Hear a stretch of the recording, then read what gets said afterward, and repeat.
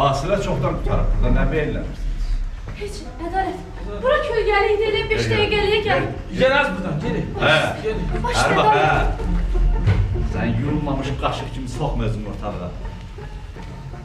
Ver elə, elə.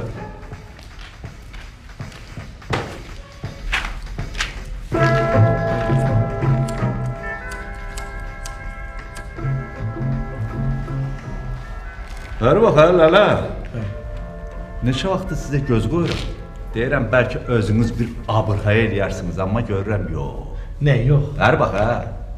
Belə ağız burun bəhəm eləmsən ki, baldızıma müştəri çıxırsan, hə? Bir kız bir oğlan da. Hə.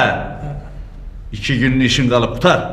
Çıx get bu tikintidən. Bu bəs- Hə, ma ekskavatorçu lazım deyil. Bu be Adalet Kaka. Bu Hə, qağa qaldı aranda lələ. Bura Gəncədir. Eşitdin, hə? Eşitdim. 2 gündən sonra əkilirsən, hə, buradan.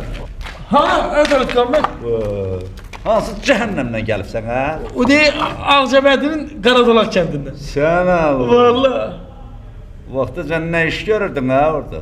Ne bileyim anadan olmuşam. Zeytine gitmişim. Anadan olmaq iş deyil. Deyirəm, nə iş görürdün? Ha koyun güzel bakırdım. Sən al. Vallahi. Ben niye gelip burada ekskavator oldun, ha? Ay. Hə. Bu ne bileyim Adalet Kaka. Sağ kurban oğlum. Ölenlerin rahmeti. Dedem nenem rahmete gitti. Ben de geldim burada oldum ekskavatorçu. Ekskavatorçu olanda elə bilirdin dədənlə diriləcək, hə? He. Yok yine bilmiyorum. Həm də çıx get xarabana da. Bu- Gərək sümüyünü getir belə bizim sümüyümüzə calayasan. Ne varım ben orada Adalet Kaka? Bu. Hə, bu vaxtaca nə qardın, hə? Get çobanlığını elə də. O giderdim ya ama ben Ne anla? Minayanı sevrem Ha, aslında. bura bax, hə.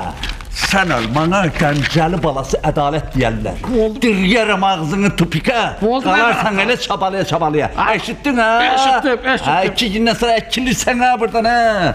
Buna bax.